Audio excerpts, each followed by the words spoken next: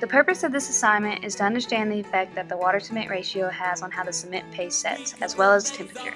Using water and cement, we conducted an experiment to test the strength of the paste for different ratios. Once the water and the cement were combined, we used popsicle sticks to stir until it was a smooth and consistent paste. We made sure to continue stirring each batch throughout the mixing process so that none of the mixtures could begin to set.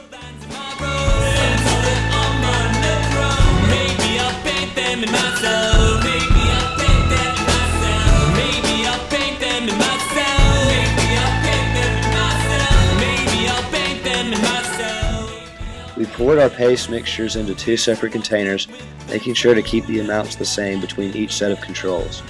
After the pouring was completed, we used the sticks to tamp the paste to remove any pockets that may have developed during the pour.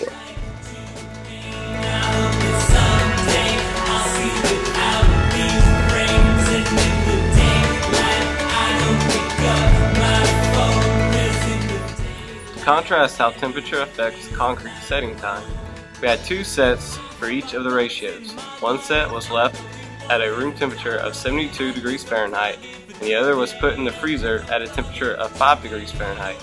We hypothesized that the lower the temperature, the longer it would take to set.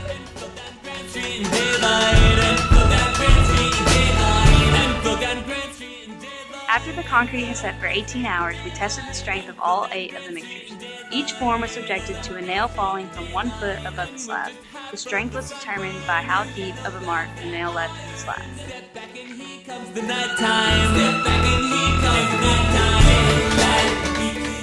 For both the set in the freezer and the set left at room temperature, the strength of the slab decreased as the water-cement ratio increased. Curing time was greatly reduced for the 4 pans that were left at room temperature.